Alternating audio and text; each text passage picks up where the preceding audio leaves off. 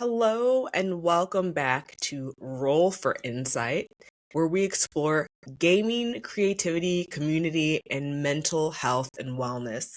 Today I'm joined by Kayla, who is our clinical director of the East Coast. Kayla, thanks for being here this morning. So we're going to just get right into it. And I know that you have tons of experience with tabletop role-playing games with autistic kids and ADHD children. How did that come about? What made that your specialty? I mean, how much time do we have? Because We have some time. I feel like there's a long answer and there's a short answer to this, but um probably the simplest way to kind of explain is that um I was a nerd first. So I had experience with tabletop role playing games in my own life well before I was using it in a clinical practice. And part of my journey to becoming where I am today was learning that I could marry both my professional life and the hobby that I was already participating in and having a lot of fun in personally into something that was a vehicle for like really great change for the community that I was working with. So there was a lot of things that came into learning that even existed, because when you go to grad school, they're not like, hey, here's all of the areas that you can be a therapist in. And oh, by the way, did you know that you could be a geek therapist and work with like a whole bunch of nerdy, geeky culture? Like, no, we don't learn that. We learn That should be happening. ethics and CBT and like Yes. it's not mentioned that like you can do this in different ways while you're in school, or at least it wasn't when I went through school. I think that there is a push now to kind of be more innovative in our treatment delivery and kind of stepping outside of what treatment can look like. And it doesn't have to be the classic go to the therapy office with the like soft music playing and the like fake Right. fountain in the corner and like soft Yeah. light. It can look different, and that's okay. And that takes us perfectly into, okay, so with it looking different for, parents and clinicians and maybe people who are studying, what exactly happens in a therapeutic TTRPG session? How does it look kind of different? I mean, we do a really good job of, and like the education side and the education training side does a really good job of laying the foundation for this, but we really focus on like tabletop role playing games are not the modality that we are doing therapy in. Like, this is a vehicle system for delivering therapy services. And what that means is that it looks different, but it also looks the same as what we are learning in a grad school setting for how to be a therapist. We are taking the evidence-based practice of whatever modality you're working in, and we're using tabletop role-playing games as the delivery system for the learning. And what that looks like at a table space is really being able to kind of create moments for participants to experience things that we are trying to teach and give them some in the moment things that they can reflect on to practice the skills that we're teaching. So let's say we're trying to learn catch it, check it, change it today, like trying to be able to catch our thoughts and check them Emotions. uh against evidence, right? Like, are my thoughts lying to me about this situation? And then using that to change our thoughts about the situation so that we can, feel better about what's going on, or talk down the like really self-defeating talks or really high Yeah. anxiety talks, right? Like, if that is our focus for the day, then in a tabletop role-playing space, I have this really unique opportunity to force their characters into situations that are going to make them question themselves and are going to have like potentially look one way on the outside but be completely different on the inside, or if they really explore the thing, right? And Right. then we can use those moments to pause and say, like, what did you catch? Like, what thoughts were there? How were you guys perceiving the situation? And then give them the opportunity to kind of fact check that information back Mm-hmm. and say, okay, here's what we actually know versus this is what I'm scared about is going to happen, or this is what, like, I kind of might be just making up because I am the hero of this story, right? Like, we can kind Right. of go through and look at perspectives and how those perspectives might be influenced by emotions and maybe some biases, right? And so they practice that checking it phase and then change it, right? Like, okay, did that go the way that you guys thought it was going to go? And if not, like, what was different about it? But that is one example of how we can use in the moment manipulation that I can't do Mm-hmm. out in the wild. Like, I can't take a whole group of teenagers out to the mall and be like, let me, like, you think Let's this see is what how this is going to happens. go? Let me dump a smoothie on you and see how, like, you respond to that, right? Like, I'm Right. not going to put them in a stressful situation like that. Um, for many, many reasons. So, I but get in, the how it adds this element of control, yeah, that allows you to actually have a lot more freedom and then kind of even discern, where the pressure points are, given what you decide to offer them that day. yeah.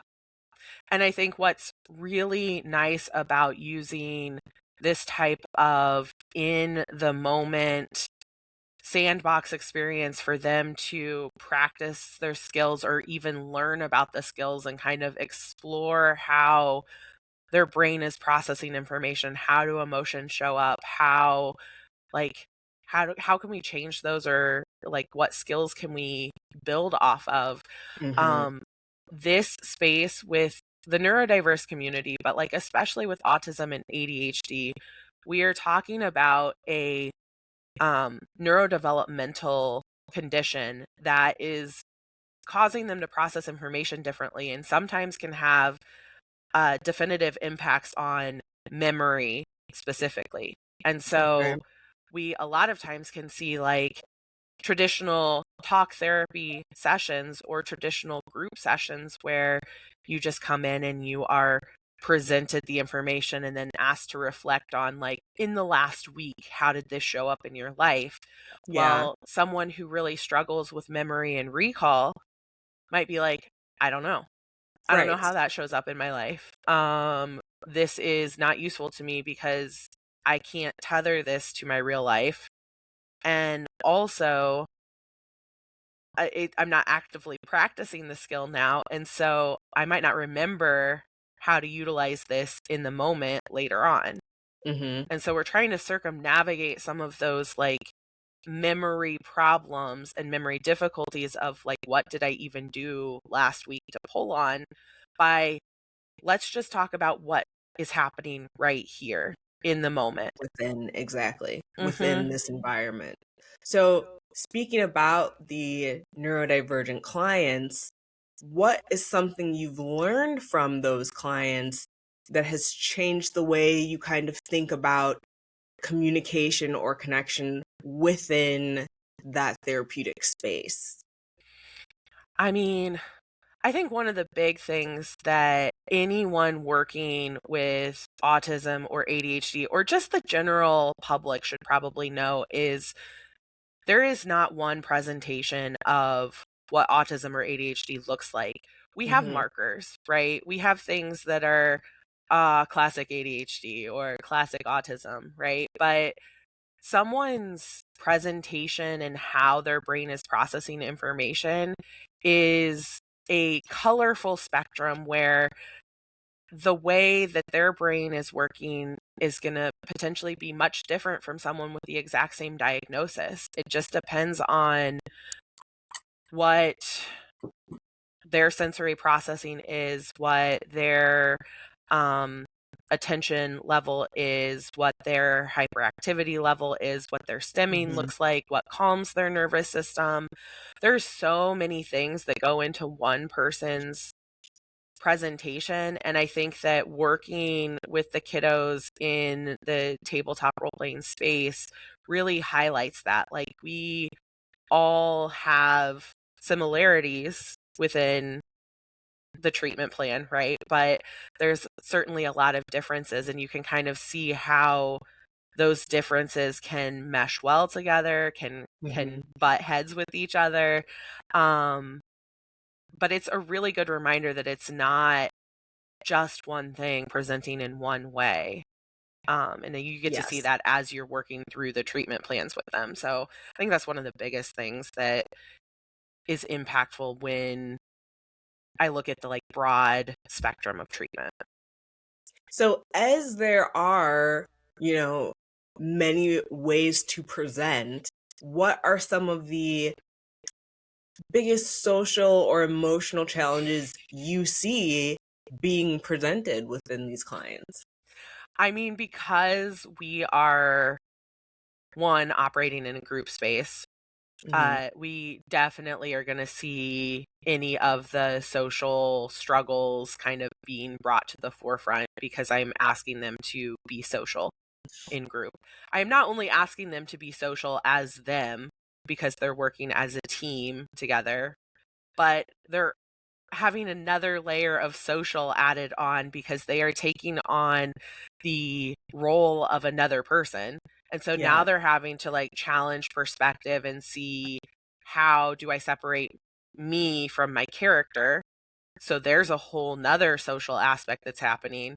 And then they're having to navigate social situations as that character within a different world with the party members, with the NPCs that show up.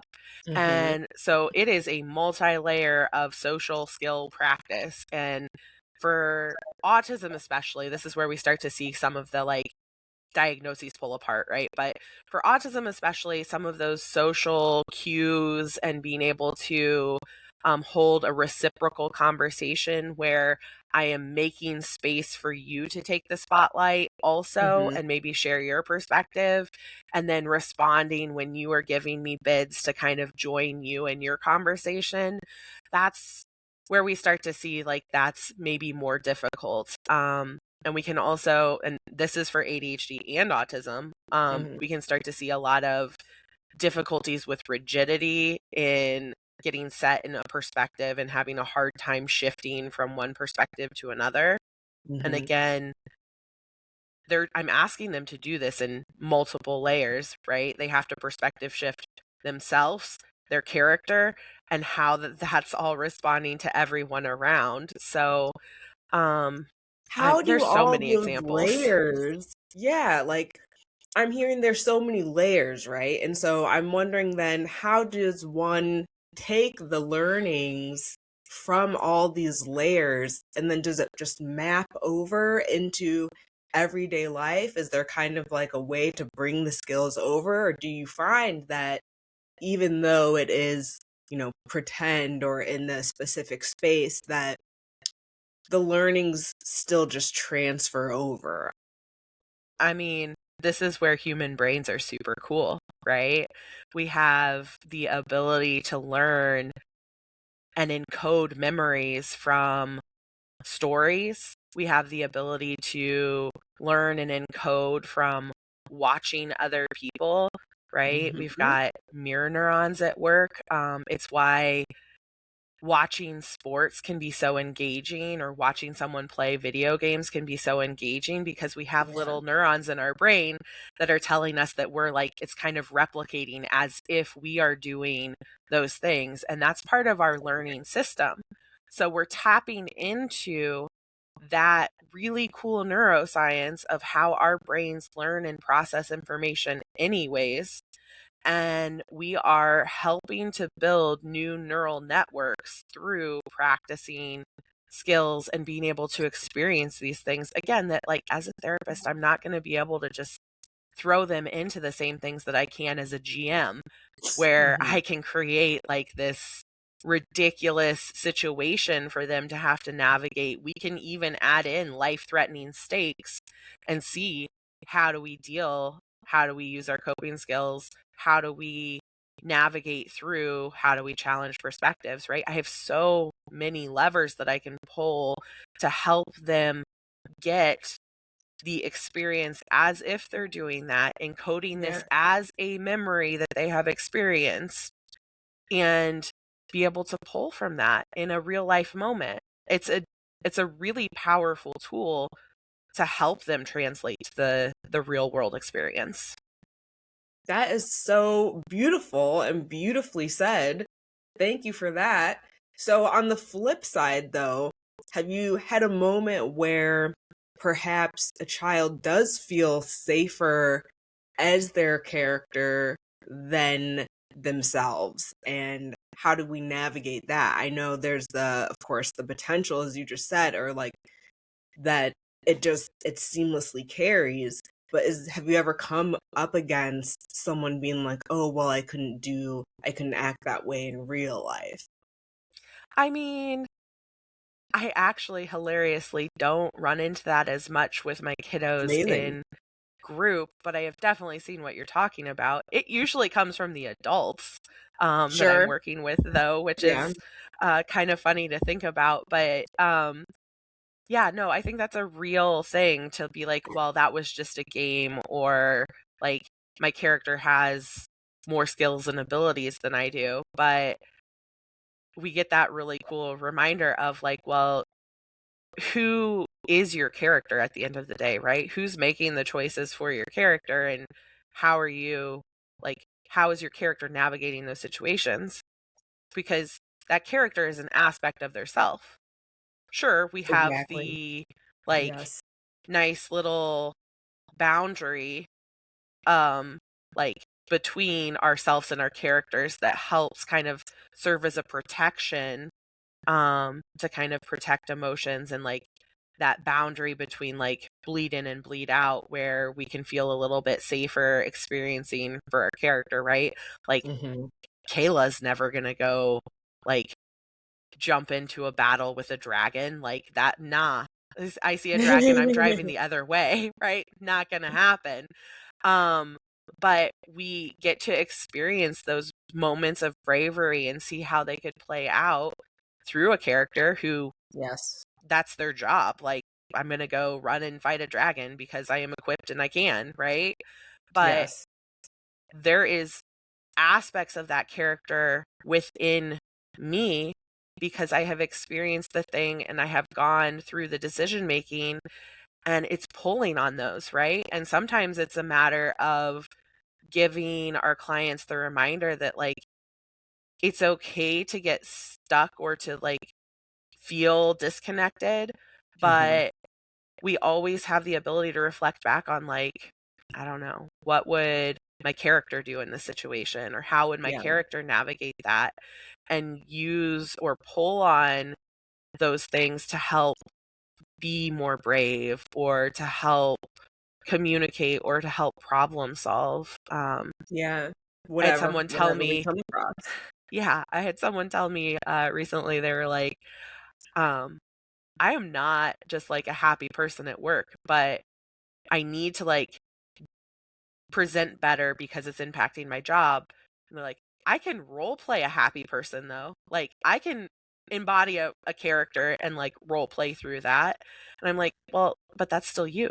Like that's still you Yeah. doing the thing. You are maybe not doing the thing that comes naturally to you in that moment, but you are finding a way to channel what you need to make sure that Hmm. that's not a barrier to you in the career that you want. And that's super cool. That is. That is. So when you are creating these scenarios for your players, I know there are a lot of different like sensory needs, different attention spans. How do you kind of craft it and handle it such that everyone can show up together and, feel seen and have their needs met in that way? Yeah, I think that this is where it's really important to know who is coming to your table and what Mhm. their specific treatment goals are and what their specific needs are. I have general things that I'm just always going to have at my table because I work with ADHD and autism. So there are Mhm. ADHD and autism friendly things that I can incorporate at my table that are just going to help everyone in general. We talk a lot about having visual reminders, not just relying on uh, like the verbal memory or auditory processing to deal with things. And we are auditory processing heavy at the table, but I can reduce the load for that and I can reduce Mhm. the distress that can be experienced from that neurodiversity lens by giving them a lot of visual tools. So, Yes. Love it. visual maps, miniatures that they can like see where their character is. I have Yeah. initiative trackers that help see like, okay, this character is currently up and this character is next and this character is next, so that when things like combat situations happen, which when you're running Dungeons and Dragons, that is just going to slow everything down. And I think Mhm. everyone is familiar with that drag that can happen. That's hard to maintain attention through from a Yes. like, is it my turn yet? Right. But when they have the visual, they can see it's this character's turn. I let them see where the monster is too. Like, I want them to know the whole process so they can kind of guesstimate Mhm. time and when they need to be making decisions and how they can participate and pay attention. I want to Um, play with you. I want you to lead one for me because this is sounding like I can handle that. I can keep up with this. yep. I even got one of those it's called a yacker tracker, but it like gives you it's a stoplight looking thing, and it goes like Uh-huh. it's green when your volume is in the right level and it goes to yellow when the volume gets too loud or starts to get Yeah. too loud but like isn't sustained, and then it goes to red when it hits a certain threshold. And I used that for my Mhm. middle school kids who were really struggling with their volume regulation during session. And they just needed another thing to help them kind of internally monitor what was happening. They needed the Yes. external thing to tell them, "Ooh, I'm being a little loud in this Mhm. moment. I need to bring it down." Yes. And just having those tools and a different way to help them process, I think is really important. And then again, you have to make little adjustments depending on who is there and what is going on. Sensory breaks are allowed. I let people fidget. I let people walk around when they need to. Um, Mhm. it's just knowing that like attention is potentially going to look different depending on sensory needs and Sure. depending on the kid. And just trying to help them understand how to be more mindful of their body and then respond to that in a way that's going to help them regulate. So we have lots of Mhm. things in my office for that. Okay, wonderful. Wonderful. Um it sounds like I definitely would be able to show up and be present and have my own needs met, cuz I know exactly the struggle. Like when you play D&D online with your friends, I mean, I find myself kind of like, whoa, like doing that a little bit. So it sounds like you have attention under control, which is wonderful. But we've chatted about, your service in the office with the kiddos. I want to get a little bit from you about, who you are, what fandoms you love, and what's going on in your own geek world. So, outside of being a therapist, what fandoms or games kind of shaped you growing up that you really adore? Growing up, I mean, I think one of the most impactful, which is also hard for me to deal with now in today's day and age, is I grew up when Harry Potter was coming out as books. And Hmm. so, like, I would be the kid at midnight waiting for them to release Oh, yeah. the next portion, the next continuation, and then I'd stay up all night and read the whole book. And My mom worked at my Barnes sleep and was Noble during that time, and like I'd help her with the parties. I was like, we were babies, but they would still let me run around and help guests and stuff. It was so funny, but yeah, such a special place. So I feel you. Yeah, so that's like, because I grew up with it, it has all of the nostalgia. So there's a special place there. In fact, you can see behind me there's a nice artwork of the Deathly Hollows Yeah. story. But yeah, that's like probably one that was very influential as far as like experiencing magic and the Hmm. fantasy. Um, and then like moving forward, what probably kind of locked me into tabletop role playing games was first experiencing board games outside of like Monopoly and I don't Yeah. like the normal board games, and like getting more into themed and then story driven, and eventually finally agreeing to sit down at a role playing table and Uh-huh. see what that was all about, which like some part of me is like, I wish I would have done that earlier, but I think that the journey that I took was the journey that was right for me. But Could there's you just, name one of those board games, perhaps? oh man, one of the early board games. I'm thinking like Mousetrap.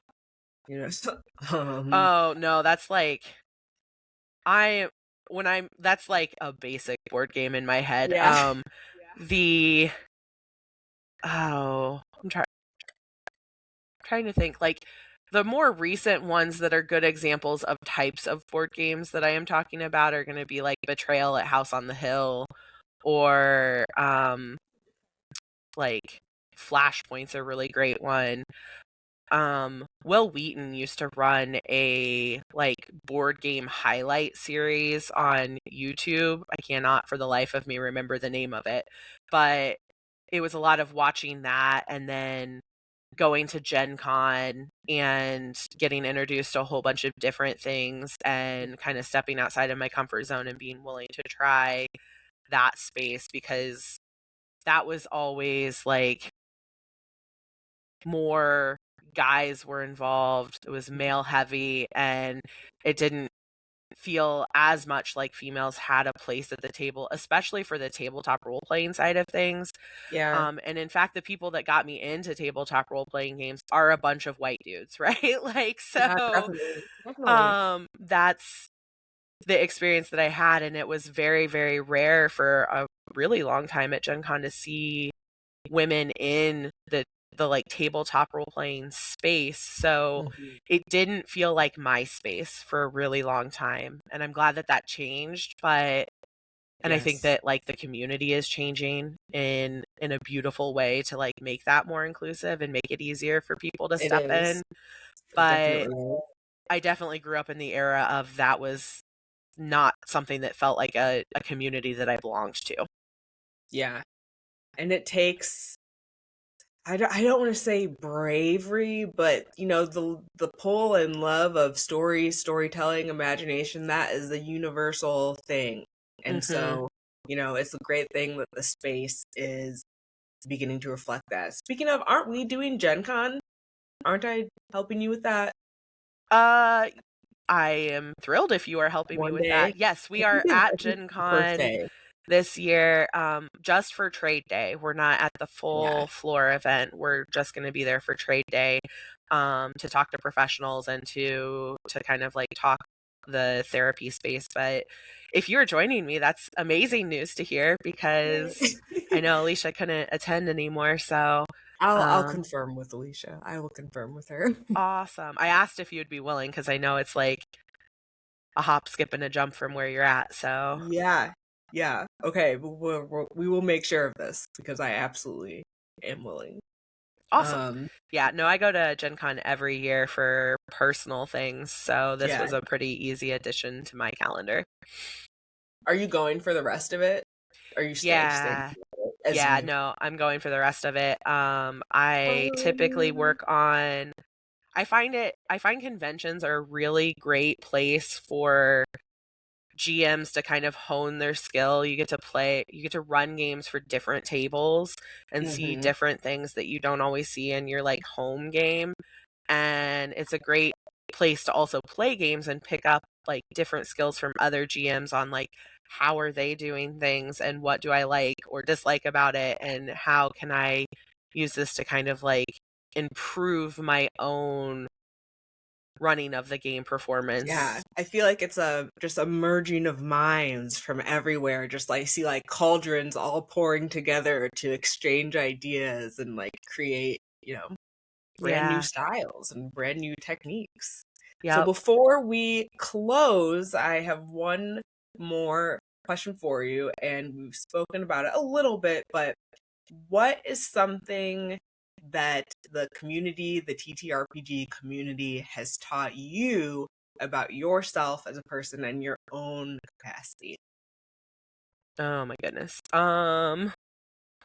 I feel like I have learned so many things from the community that kind of like tie into. I mean, we were just talking about how I go to conventions to learn from others and practice so that I can hone and like change my own skills there. But I Mm. also get to meet wonderful people who are innovative and creative and um, just really get to expand my horizons even more because you only know what you've been exposed to or what you've experienced. So Yep.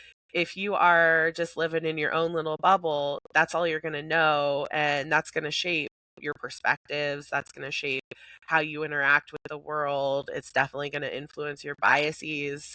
Hmm.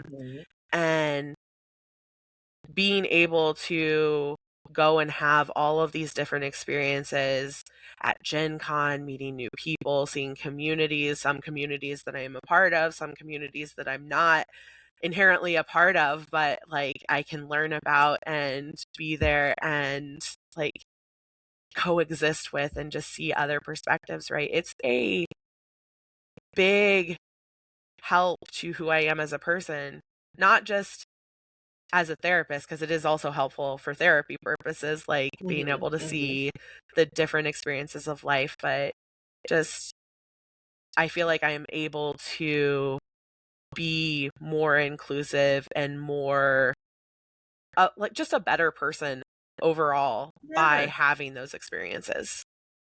absolutely. Absolutely. Well, Kayla, thank you so much. It has been an absolute joy. You are so delightful, and I'm so serious. We'll talk at Gen Con, about I don't know, I just want to experience what you create, You really got me. I'm sold, So Yeah, we'll have to thank talk you and so, see. so I'll have much. friends there. Maybe we can get you in at our friend gaming table. We always practice our games before we run them. Yeah, just So, a tiny little sample. I would love that so yeah. much. But all right, thank you so much, and I'll Thank see you you. later. Bye.